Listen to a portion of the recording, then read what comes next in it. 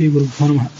ಹರಿಕಥಾಂಸಾರದ 121ನೇ ಭಾಗವನ್ನು ಇವತ್ತು ನಾವು ಶ್ರವಣ ಮಾಡಬೇಕು. 120ನೇ ಭಾಗ ಕಳೆದ ದಿವಸ ಕೊನೆಗೊಂಡಾಗ 21ನೇ ಆವೇಶಾವತಾರ ಸಂಧಿಯ 20ನೇ ಪದ್ಯ, ಒಟ್ಟಾರೆ ಪದ್ಯಗಳಲ್ಲಿ 629ನೇ ಪದ್ಯ ಇದು ಸಮಾಪ್ತಿಯನ್ನು ಕಂಡಿತ್ತು. ಇವತ್ತು 21ನೇ ಪದ್ಯವನ್ನು, ಒಟ್ಟಾರೆ ಪದ್ಯಗಳಲ್ಲಿ 630ನೇ ಪದ್ಯವನ್ನು ಶ್ರವಣ ಮಾಡಬೇಕು. ಕಳೆದ ದಿವಸ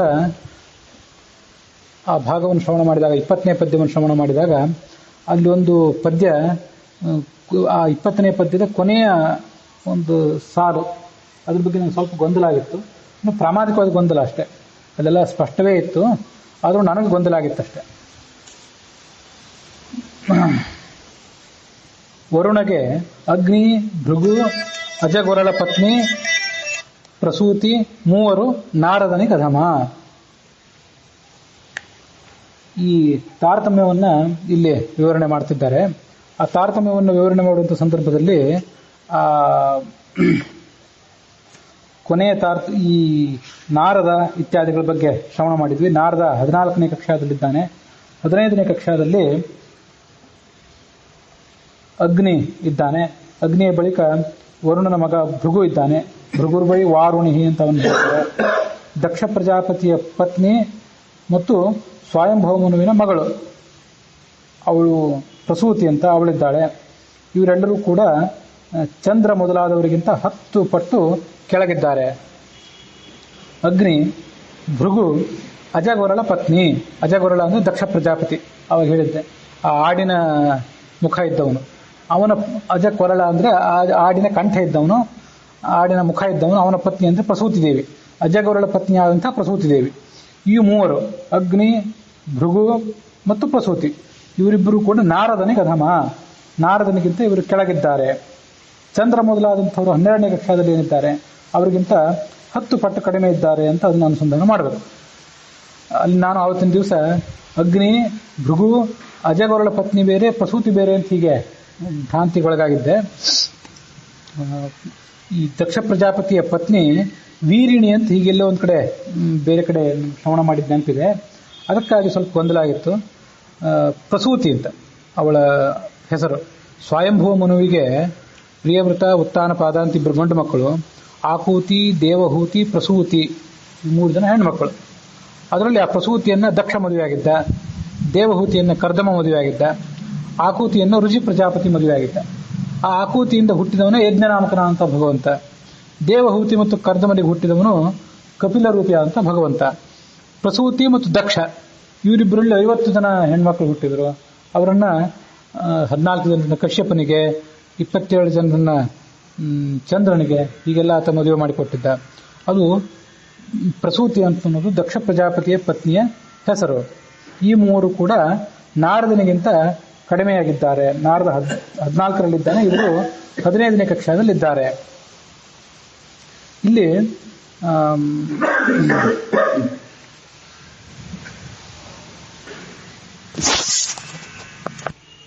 ವರುಣನನ್ನು ವರ್ಣನೆ ಮಾಡುವಾಗ ತರಣಿಗಿಂತಲೇ ಪಾದಪಾದರೆ ವರುಣ ನೀಚ, ಮಹಾಭಿಷಕು, ದರ್ದುರ, ಸುಷೇಣನು, ಶಂತನುವು 4 ವರುಣ ರೂಪ ಅಂತ ಈಗ ಬಂತು.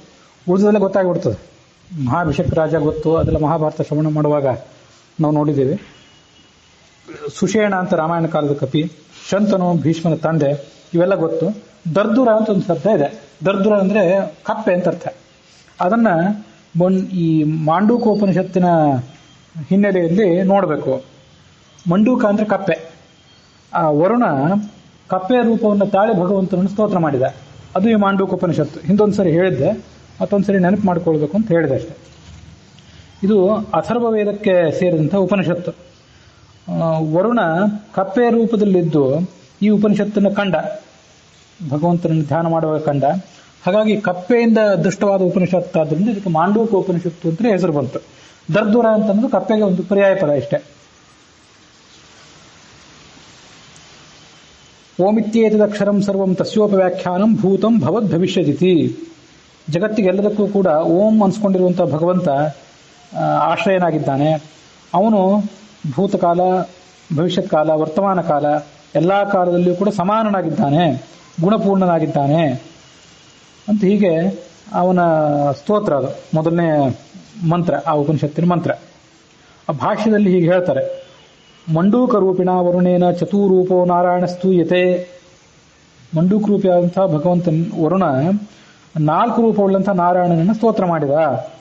ಪದ್ಮಪುರಾಣದ ಒಂದು ಉಲ್ಲೇಖವನ್ನು ಕೂಡ ಅಲ್ಲಿ ಒದಗಿಸ್ತಾರೆ. ಧ್ಯಾಯನ್ ನಾರಾಯಣಂ ದೇವಂ ಪ್ರಣವೇನ ಸಮಾಹಿತ, ಓಂಕಾರವನ್ನು ಉಚ್ಚಾರ ಮಾಡ್ತಾ ಏಕಾಗ್ರ ಮನಸ್ಕನಾಗಿ ಮಂಡೂಕ ರೂಪಿಯಾದಂತಹ ವರುಣ ತುಷ್ಟಾವ ಹರಿಮವ್ಯಯಂ, ಆ ಭಗವಂತನನ್ನು ಸ್ತೋತ್ರ ಮಾಡಿದ.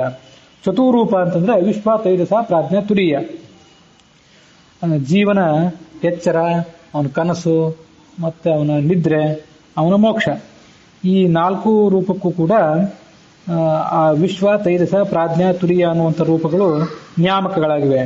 ಆ 4 ರೂಪಗಳನ್ನ ಈ ಉಪನಿಷತ್ತಿನಲ್ಲಿ ವರ್ಣನೆ ಮಾಡ್ತಾರೆ.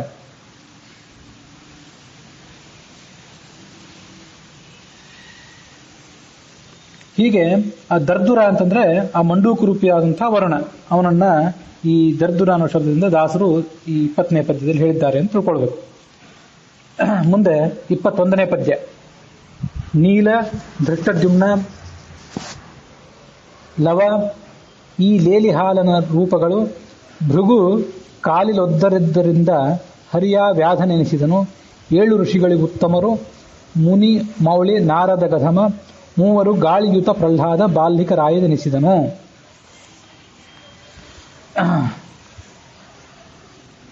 15ನೇ ಕಕ್ಷಾದಲ್ಲಿರುವಂತಹ ಅಗ್ನಿ, ಭೃಗು ಮತ್ತೆ ಪ್ರಸೂತಿ ಬಗ್ಗೆ ನಾವು ಕಳೆದ ಪದ್ಯದಲ್ಲಿ ನೋಡಿದ್ವಿ. ಅವ್ರು 3 ಸಮಾನರು ಅಂತೇಳಿ. ಆ ಅಗ್ನಿಯ ರೂಪಗಳು ಯಾವುದು ಅದನ್ನ ಈಗ ಇಲ್ಲಿ ನೋಡ್ತಿದ್ದಾರೆ. ಮತ್ತು ಭೃಗುವಿನ ರೂಪಗಳು, ಭೃಗು ಯಾವ್ಯಾವ ಅವತಾರಗಳನ್ನು ತಾಳಿದ ಅಂತ ಅನ್ನೋದನ್ನ ಈಗ ಇಲ್ಲಿ ನೋಡಬೇಕು.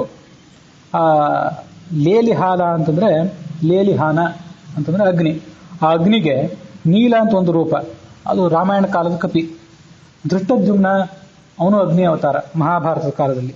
ಲವ ಅವನು ಅಗ್ನಿನೇ, ಲವಕುಶರಲ್ಲಿ ಒಬ್ಬ, ರಾಮನ ಮಗನಾಗಿ ಜನಿಸಿದ್ದ. ಈ ಲೇಲಿಹಾನನ ರೂಪಗಳು 3 ಅವತಾರಗಳು ಅಗ್ನಿಗೆ ಸಂಬಂಧಪಟ್ಟದನ್ನು ಹೇಳಿದ್ರು. ಮುಂದೆ ಇರುವಂತ ವ್ಯಕ್ತಿ ಅಂದ್ರೆ ಭೃಗು ಋಷಿ. ಆ ಭೃಗು ಋಷಿ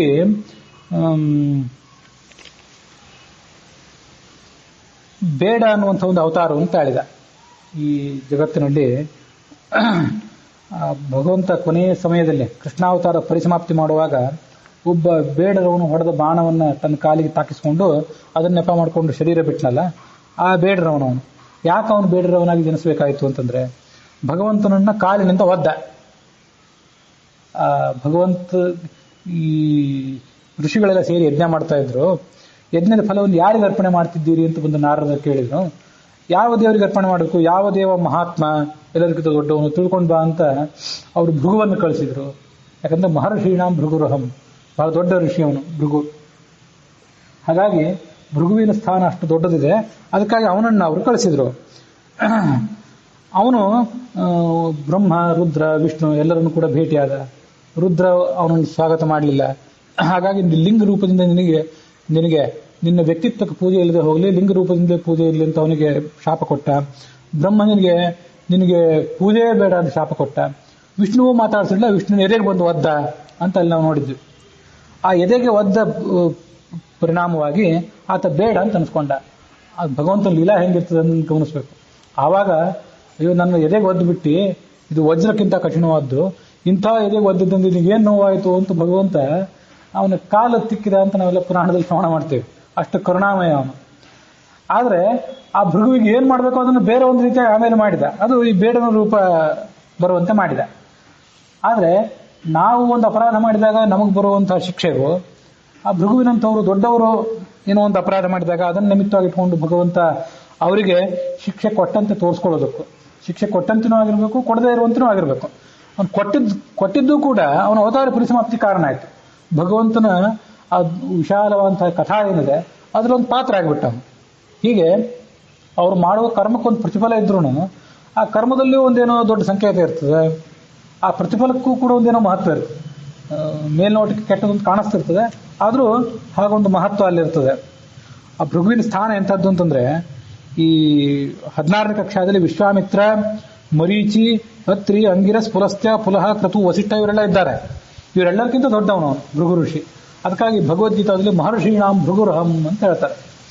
ಹೀಗೆ ಅವನ ಸ್ಥಾನ ಅದು. ಭೃಗು ಕಾಲಿಲೊದ್ದದರಿಂದ ಹರಿಯ ಕಾಲಲ್ಲೊದ್ದುದರಿಂದ ವ್ಯಾಧ ಅಂತ ಅನಿಸ್ಕೊಂಡ. ಅಗ್ನಿ, ಭೃಗು ಮತ್ತು ಪ್ರಸೂತಿ ಏನಿದ್ದಾರಲ್ಲ, ಇವರು 7 ಋಷಿಗಳಿಗಿಂತಲೂ ಉತ್ತಮರು. ಯಾಕಂದ್ರೆ 14 ಕಕ್ಷಾದಲ್ಲಿ ಉಳಿದ 7 ಋಷಿಗಳು ಬರ್ತಾರೆ. ಆ ಎಲ್ಲ ಋಷಿಗಳಕ್ಕಿಂತ ಇವರು ಉತ್ತಮರಾಗಿದ್ದಾರೆ. ನಾರದನಿಗಿಂತ ಕಡಿಮೆಯಾಗಿದ್ದಾರೆ.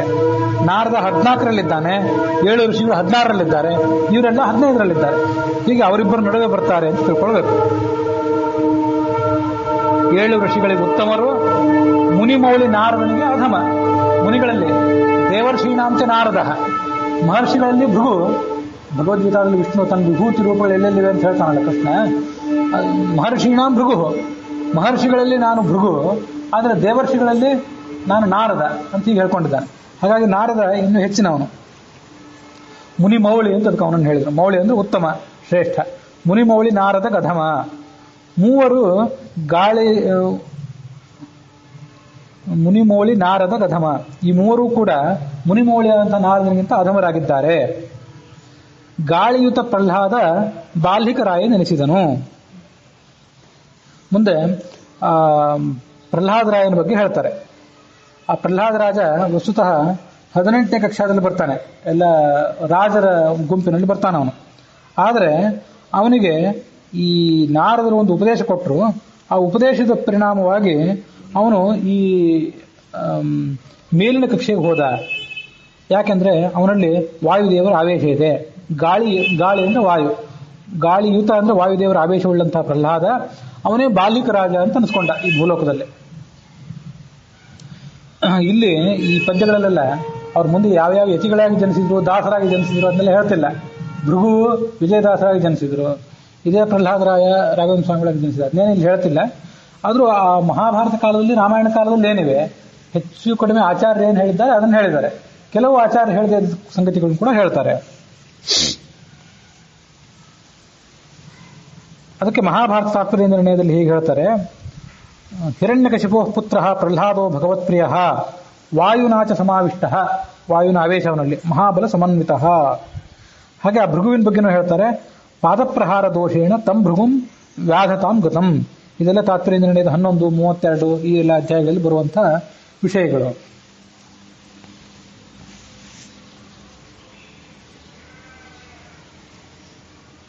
ಬಾಲ್ಹಿಕ ರಾಜ ಅಂದ್ರೆ ಯಾರು? ಶಂತನುವಿನ ಅಣ್ಣ. ಬಾಲ್ಹಿಕ, ಶಂತನು, ದೇವಾಪಿ ಅಂತ 3 ಜನ ಇದ್ರು. ಅದರಲ್ಲಿ ಬಾಲ್ಹಿಕ ಅವನು ತನ್ನ ತಾಯಿಯ ಕುಟುಂಬಕ್ಕೆ ದತ್ತು ಹೋಗಿಬಿಟ್ಟ. ಈ ದೇವಾಪಿ ರಾಜ್ಯ ಆಗಲಿಲ್ಲ. ತ್ವಗ್ದೋಷಯುಕ್ತ ದೇವಾಪಿ ಅಂತ ತಾತ್ಪರ್ಯ ನಿರ್ಣಯದಲ್ಲಿ ಬಂದಿತ್ತು. ಹಾಗಾಗಿ ಶಂತನುವಿನಿಂದ ಕುರುವಂಶ ಮುಂದುವರಿಯಿತು. ಅದು ಆ ಬಾಲ್ಹಿಕನ ಚರಿತ್ರೆ. ಲೇಲಿಹಾನ ಸಪ್ತಜಿಹ್ವ ಮೇಷವಾಹ ಸ್ವಾಹಾಪತಿ ಅಂತ ಆ ಅಗ್ನಿಗೆ ಇರುವಂಥ ಪರ್ಯಾಯ ಪದಗಳು. ಸಪ್ತಜಿಹ್ವ ಅಂದ್ರೆ 7 ನಾಲಿಗೆ ಉಳ್ಳವನು, ಮೇಷವಾಹ ಟಗರಿನ ವಾಹನ ಇದ್ದವನು, ಸ್ವಾಹಾದೇವಿ ಪತಿ, ಲೇಲಿಹಾನ ಅಂತ ಇರುವಂಥ ಒಂದು ಶಬ್ದ. ಮುಂದೆ ಆ ಪ್ರಹ್ಲಾದನ ಮಹತ್ವವನ್ನು ಈ 22ನೇ ಪದ್ಯದಲ್ಲಿ ಹೇಳ್ತಾರೆ. ಜನಪ ಕರ್ಮಜರೊಳಗೆ ನಾರದ ಮುನಿ ಅನುಗ್ರಹ ಬಲದಿ ಪ್ರಹ್ಲಾದ ಅನಲ ಭೃಗುಮುನಿ ದಕ್ಷ ಪತ್ನಿಗೆ ಸಮನೆನಿಸಿಕೊಂಬ. ಮನು ವಿವಸ್ವಾನ್ ಗಾಧಿಜ ಈರ್ವರು ಅನಲಗಿಂದಲಿ ಕಿಂಚಿತಾಧಮ ಎಣೆ ಎನಿಸುವರು ಸಪ್ತ ಋಷಿಗಳಿಗೆಲ್ಲ ಕಾಲದಲ್ಲಿ. ವಸ್ತುತಃ ಈ ಪ್ರಹ್ಲಾದ ಕರ್ಮಜ ದೇವತೆಗಳು, ಚಕ್ರವರ್ತಿಗಳಿದ್ದಾರಲ್ಲ, ಅವರೆಲ್ಲ ಕರ್ಮದಿಂದ ದೇವ ಪದವಿಯನ್ನು ಏರಿದವರು ಅಂತ. ಆ ಕರ್ಮ ದೇವತೆಗಳ ಬಗ್ಗೆ ಒಂದಿಷ್ಟು ಮಾಹಿತಿಯನ್ನು ಛಾಂದೋಗ್ಯ ಉಪನಿಷತ್ನಲ್ಲಿ ಹೇಳ್ತಾರೆ. ಅದನ್ನು ಕೂಡ ಹೇಳ್ತೇನೆ. ಜನಪ ಕರ್ಮಜರೊಳಗೆ, ಕರ್ಮದಿಂದ ದೇವತೆಗಳಾದಂಥವ್ರು ಅಂತ ಏನಿರ್ತಾರಲ್ಲ, ಅವರು ಜನಪರು, ಚಕ್ರವರ್ತಿಗಳು. ಅವರೊಳಗಿರುವಂತಹ ಈ ಪ್ರಹ್ಲಾದ ನಾರದ ಮುನಿ ಅನುಗ್ರಹ ಬಲದೆ, ಅವನಿಗೆ ನಾರದ ಮುನಿಯ ಅನುಗ್ರಹ ಇತ್ತು. ಯಾಕಂದ್ರೆ ಗರ್ಭದಲ್ಲಿದ್ದಾಗಲೇ, ತಾಯಿ ಗರ್ಭದಲ್ಲಿದ್ದಾಗಲೇ ನಾರದರು ತನ್ನ ಆಶ್ರಮಕ್ಕೆ ಕರ್ಕೊಂಡು ಹೋಗಿ ಅಲ್ಲಿ ಉಪದೇಶ ಮಾಡಿದ್ರು.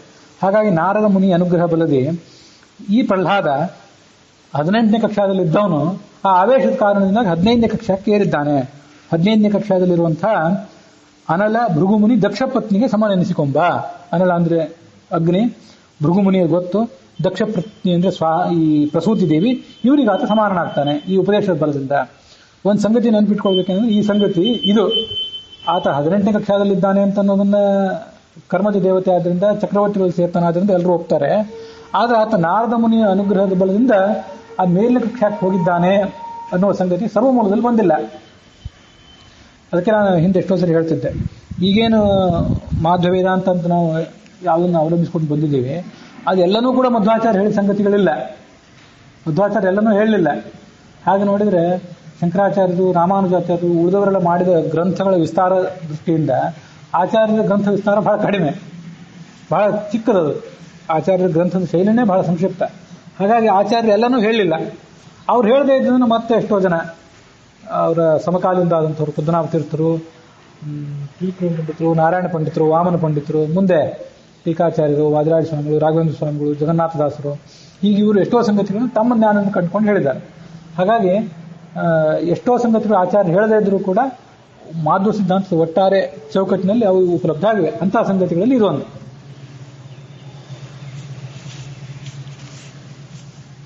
ಅನಲ ಭೃಗುಮುನಿ ದಕ್ಷ ಪತ್ನಿಗೆ ಸಮನೆನಿಸಿಕೊಂಬ.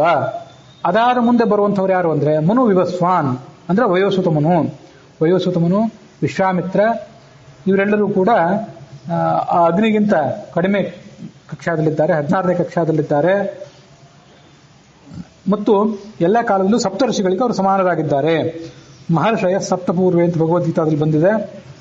ಹಾಗಾಗಿ ವಯೋಸುತಮನು, ವಿಶ್ವಾಮಿತ್ರ, ಮರೀಚಿ, ಅತ್ರಿ, ಅಂಗಿರಸ್, ಪುಲಸ್ತ್ಯ, ಪುಲಹ, ಕ್ರತು, ವಸಿಷ್ಠ ಇಷ್ಟು ಜನ ಋಷಿಗಳು. ಇವರೆಲ್ಲರೂ ಕೂಡ 16ನೇ ಕಕ್ಷಾದಲ್ಲಿ ಪಠಿತರಾಗಿದ್ದಾರೆ. ಎಣೆ ಎನಿಸುವರು ಸಪ್ತ ಋಷಿಗಳಿಗೆ ಎಲ್ಲ ಕಾಲದಲ್ಲಿ, ಯಾವ ಕಾಲದಲ್ಲೂ ಕೂಡ ಅವರು ಸಮಾನರಾಗಿದ್ದಾರೆ. ಅನಲಗಿಂತಲೇ, ಅನಲ ಅಂದ್ರೆ ಅಗ್ನಿ, ಅಗ್ನಿಗಿಂತ ಕಿಂಚಿತಾಧಮ, ಸ್ವಲ್ಪ ಅವರು ಕಡಿಮೆಯಾಗಿದ್ದಾರೆ. ಮನುವಿವಸ್ವಾನ್, ಮನುವಿವಸ್ವಾನ್ ಅಂದ್ರೆ ವೈವಸ್ವತ ಮನು. ಆ ಗಾಧಿಜ ಇರುವರು, ಗಾದಿ ಪುತ್ರನಾದಂಥ ವಿಶ್ವಾಮಿತ್ರ, ಇವರಿಬ್ಬರು ಕೂಡ ಅನಲಗಿಂತಲೂ ಕಡಿಮೆ ಆಗಿದ್ದಾರೆ ಮತ್ತು ಆ ಸಪ್ತರ್ಷಿಗಳಿಗೆ ಸಮಾನರಾಗಿದ್ದಾರೆ. ಮುಂದೆ 23ನೇ ಪದ್ಯ. ಕಮಲ ಸಂಭವ ಭವರಿಣಿಪ ಸಂಯಮಿ ಮರೀಚಿ ಅತ್ರಿ ಅಂಗಿರ ಸುಮತಿ ಪುಲಹ ಕ್ರತು ವಸಿಷ್ಠ ಪುಲಸ್ತ್ಯಮುನಿ ಸ್ವಾಹಾರಮಣ ಗಧಮರು ಮಿತ್ರನಾಮಕ ದ್ಯುಮಣಿ ರಾಹುಯುಕ್ತ ಭೀಷ್ಮಕ ಯಮಳ ರೂಪನು ತಾರನಾಮಕ ನೆನಪ ತ್ರೇತೆಯಳು. ಮುಂದೆ ಆ 16ನೇ ಕಕ್ಷಾದಲ್ಲಿರುವಂಥ ವಯೋಸುತಮನು, ಸಪ್ತರ್ಷಿಗಳು ಇವ್ರ ಬಗ್ಗೆ ವರ್ಣನೆ ಮಾಡ್ತಾರೆ. ಕಮಲ ಸಂಭವ ಭವ, ಕಮಲ ಸಂಭವ ಅಂದ್ರೆ ಚತುರ್ಮುಖ ಬ್ರಹ್ಮ, ಅವನಿಂದ ಹುಟ್ಟಿದಂಥವ್ರು. ಸಂಯಮಿ ಮರೀಚಿ, ಸಂಯಮಿ ಅಂದ್ರೆ ಸಂಯಮ ಉಳ್ಳಂಥವ್ರು ಅಂತ, ಮುನಿ ಹೆಸರೇನಲ್ಲ. ಸಂಯಮಿ ಅಂದ್ರೆ ಅಂಥ ಋಷಿಯಾದವನು, ಅಂಥ ಆ ಶ್ರೇಷ್ಠ ಎತ್ತರವನ್ನು ಮುಟ್ಟಿದವನು ಅಂತ ಅರ್ಥ. ಸಂಯಮಿ ಮರೀಚಿ, ಅದಾದ್ಮೇಲೆ ಅತ್ರಿ, ಅಂಗಿರಸ್, ಸುಮತಿ, ಪುಲಹ. ಸುಮತಿ ಅಂದ್ರೆ ಉತ್ತಮ ಬುದ್ಧಿ ಉಳ್ಳಂಥವ್ರು, ಋಷಿ ಹೆಸರಲ್ಲ. ಸುಮತಿ ಆದಂಥ ಪುಲಹ, ಕ್ರತು, ವಸಿಷ್ಠ, ಪುಲಸ್ತ್ಯ ಇವರೆಲ್ಲರೂ ಕೂಡ ಸ್ವಾಹಾರಮಣಿಗೆ ಅಧಮರು. ಸ್ವಾಹಾರಮಣ್ಣವಂಥ ಅಗ್ನಿಯನ್ನು 15ನೇ ಕಕ್ಷಾದಲ್ಲಿದ್ದಾನೆ, ಅವನಿಗಿಂತ ಇವರು ಕೆಳಗಿನ ಸ್ಥಾನದಲ್ಲಿದ್ದಾರೆ. ಸ್ವಾಹಾರಮಣಗ ಅಧಮರು. ಮಿತ್ರನಾಮಕ ದ್ಯುಮಣಿ ರಾಹುಯುಕ್ತ ಭೀಷ್ಮಕ ಯಮಳ ರೂಪನು ತಾರನಾಮಕ ನೆನಪ ತ್ರೇತೆಯಳು. ಈ ಮಿತ್ರನಾಮಕನಂಥ ಒಬ್ಬ ಆದಿತ್ಯ ಇದ್ದಾನಲ್ಲ, ದ್ವಾದಶ ಆದಿತ್ಯರು ಅಂತಿದ್ದಾರೆ. ಅದರಲ್ಲಿ ಮಿತ್ರ ಅನಿಸ್ಕೊಂಡಿರುವಂತಹ ಒಬ್ಬ ಆದಿತ್ಯ, ಅವನು ರಾಹುವಿನ ಅಂಶವನ್ನ ಪಡ್ಕೊಂಡಿದ್ದಾನೆ. ಮಹಾಭಾರತದ ಕಾಲದಲ್ಲಿ ಭೀಷ್ಮಕ ರಾಜನಾಗಿ ಹುಟ್ಟಿದ, ರುಕ್ಮಿಣಿಯ ತಂದೆಯಾಗಿ ಹುಟ್ಟಿದ. ಮತ್ತು ತ್ರೇತಾಯುಗದಲ್ಲಿ ತಾರ ಅನ್ನುವ ಹೆಸರಿನ ಕವಿಯಾಗಿ ಹುಟ್ಟಿದ. ಇದು ಕೂಡ ತಾತ್ಪರ್ಯ ನಿರ್ಣಯ ಇತ್ಯಾದಿ ಕಡೆಗಳಲ್ಲಿ ಬಂದಿರುವಂತಹ ಅಂಶ. ಮಿತ್ರನಾಮಕನಾದಂಥ ಸೂರ್ಯ ಅಂತ ಕೆಲವು ಕಡೆ ಬರೀತಾರೆ. ಅದನ್ನು ಮಿತ್ರನಾಮಕ ಸೂರ್ಯ ಅಂತ ಬರೆಯೋ ಬದಲು ಮಿತ್ರನಾಮಕನಾದಂಥ ಆದಿತ್ಯ ಅಂತ ಹೇಳೋದು ಒಳ್ಳೆಯದು. ದ್ವಾದಶ ಸೂರ್ಯರು ಅಂತ ಅನ್ನೋದಿಲ್ಲ, ದ್ವಾದಶ ಆದಿತ್ಯರು ಅಂತ ಕರೀತಾರೆ. ಸೂರ್ಯ ಅಂತಂದ್ರೆ ಆ ದ್ವಾದಶ ಆದಿತ್ಯರಲ್ಲಿ ಒಬ್ಬ ವಿವಸ್ವಾನ್ ಅಂತ ಇದ್ದಾನಲ್ಲ, ಈ ಜಗತ್ತನ್ನು ಬೆಳಗುವಂಥವನು ವಿವಸ್ವಾನ್. ಅವನಿಗೆ ಸೂರ್ಯ ಅನ್ನೋ ಶಬ್ದ ಹೆಚ್ಚು ಹೊಂದ್ಕೊಳ್ತದೆ, ಅವನಿಗೆ ವಿವಸ್ವಾನ್ ಅಂತ ಕೂಡ ಹೆಸರು. ಆ ದ್ವಾದಶ ಆದಿತ್ಯರಲ್ಲಿ ಅವನ ಹೆಸರನ್ನು ವಿವಸ್ವಾನ್ ಅಂತಲೇ ಹೇಳ್ತಾರೆ. ಹಾಗಾಗಿ ದ್ವಾದಶ ಆದಿತ್ಯರನ್ನು ಹೇಳೋ ಪ್ರಸಂಗ ಬಂದಾಗೆಲ್ಲ ಸೂರ್ಯ ಅಂತ ಹೇಳೋ ಬದಲು ಆದಿತ್ಯ ಅಂತಲೇ ಹೇಳ್ಬೋದು. ಕೆಲವು ಕಡೆ ಮಿತ್ರನಾಮಕ ದ್ಯುಮಣಿ ಅಂತ ಈಗ ಇಲ್ಲಿ ದಾಸರು ಇಲ್ಲೇ ಹೇಳಿದ್ದಾರೆ. ದ್ಯುಮಣಿ ಅಂತಂದ್ರೆ ದ್ಯುಮಣಿ ಅನ್ನೋ ಶಬ್ದ ಆದಿತ್ಯ ಅನ್ನೋ ಶಬ್ದಕ್ಕೆ ಪರ್ಯಾಯ ಪದವಾಗಿ ಹೇಳ್ತಾರೆ ಅಷ್ಟೇ. ದ್ಯುಮಣಿ ಅಂತ ಅನ್ನೋದು ವಸುಧಾ ಸೂರ್ಯನನ್ನು ಹೇಳೋದು. ಆ ಸೂರ್ಯನಿಗೂ ಆದಿತ್ಯ ಅನ್ನೋ ಶಬ್ದ ಇದೆ. ದ್ಯುಮಣಿ ಅನ್ನೋ ಶಬ್ದವನ್ನ, ಆ ಸೂರ್ಯನಿಗಿರುವ ಶಬ್ದವನ್ನ ಇವರು ಆದಿತ್ಯ ಅನ್ನೋ ಶಬ್ದಕ್ಕೆ ಪರ್ಯಾಯವಾಗಿ ತಗೊಂಡಿದ್ದಾರೆ. ನಾವು ವ್ಯವಹಾರದಲ್ಲಿ ಹೇಳುವಾಗ ಆದಿತ್ಯರು ಅಂತ ಹೇಳೋದೇ ಉಚಿತ. ಮಿತ್ರ ನಾಮಕ ದ್ಯುಮಣಿ, ಮಿತ್ರ ಅಂತ ಕರ್ಸ್ಕೊಂಡಿರುವಂತಹ ಒಬ್ಬ ಆದಿತ್ಯ. ರಾಹುಯುಕ್ತ ಭೀಷ್ಮಕ, ರಾಹುವಿನ ಆವೇಶವನ್ನು ಪಡೆದಂತಹ ಭೀಷ್ಮಕನಾಗಿ ಜನಿಸಿದ್ದಾನೆ. ಆಮೇಲೆ ತಾರನಾಮಕನಾದಂಥ ಕಪಿಯಾಗಿ ತ್ರೇತಾಯುಗದಲ್ಲಿ ಆತ ಜನಿಸಿದ್ದಾನೆ.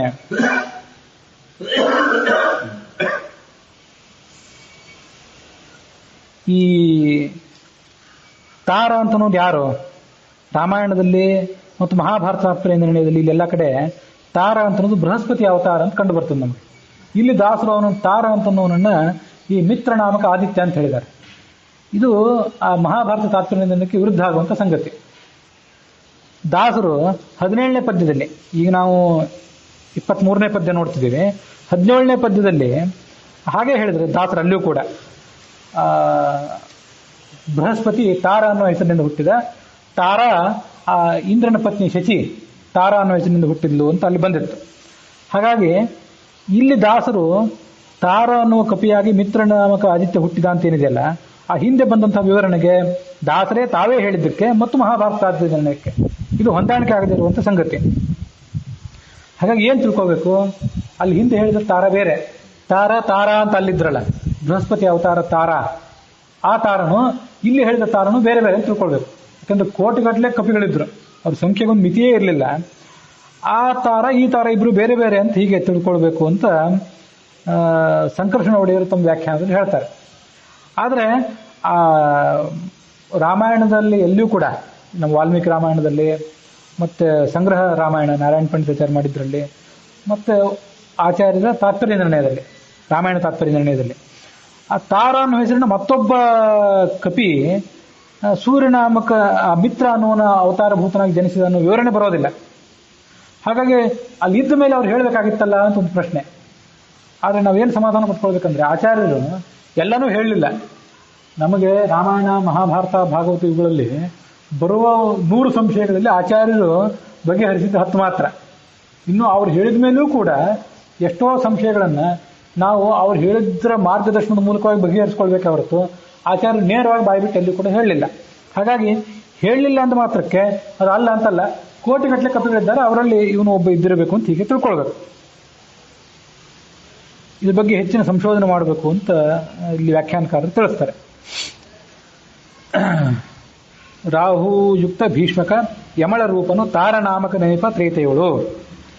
ನಿರುತಿಗೆ 2 ಅವತಾರ, ದುರ್ಮುಖ ಹರಯುತ ಘಟೋತ್ಕಚನು, ಪ್ರಾವಹಿ ಗುರುಮಡದಿ ತಾರಾಸಮರು, ಪರ್ಜನ್ಯ ಉತ್ತಮರು.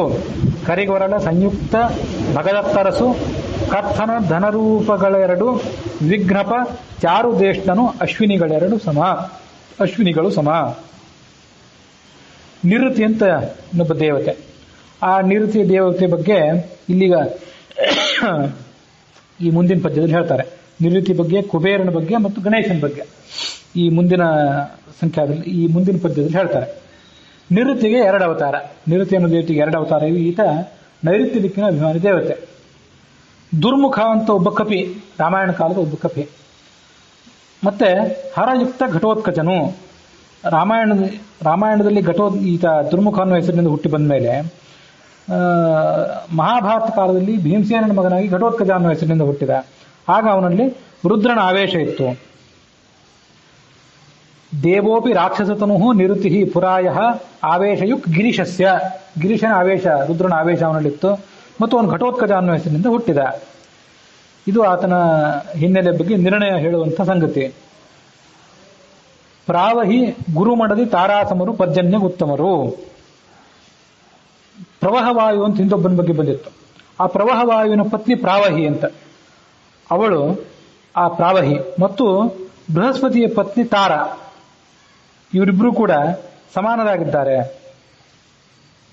ಮೇಘಕ್ಕೆ ಅಭಿಮಾನ ದೇವತೆ ಅಂತ ಪರ್ಜನ್ಯ ಅಂತ ಒಬ್ಬ ಇದ್ದಾನೆ, ಅವನಿಗಿಂತ ಇವರು ಉತ್ತಮರಾಗಿದ್ದಾರೆ. ಈ ಇಂದ್ರ ಪರ್ಜನ್ಯ ಕೆಲವು ಸರಿ ಎಲ್ಲೆಲ್ಲೋ ನಮಗೆ ಗೊಂದಲಕ್ಕೆ ಕಾರಣ ಆಗುವಂತಿರ್ತದೆ. ಮಳೆ ಬರ್ಸೋನು ಯಾರು, ಮೋಡಗಳಿಗೆ ಅಭಿಮಾನಿ ಯಾರು ಅಂತ ಹೀಗೆಲ್ಲ ಸಂಶಯ ಬರುವಂತಿರ್ತದೆ. ಅದಕ್ಕೆ ಮಳೆ ಬರ್ಸೋನು ಇಂದ್ರ ಹೌದು, ಆದರೆ ಅವನು ತ್ರಿಲೋಕದ ಅಧಿಪತಿ ಕೂಡ ಇಂದ್ರ.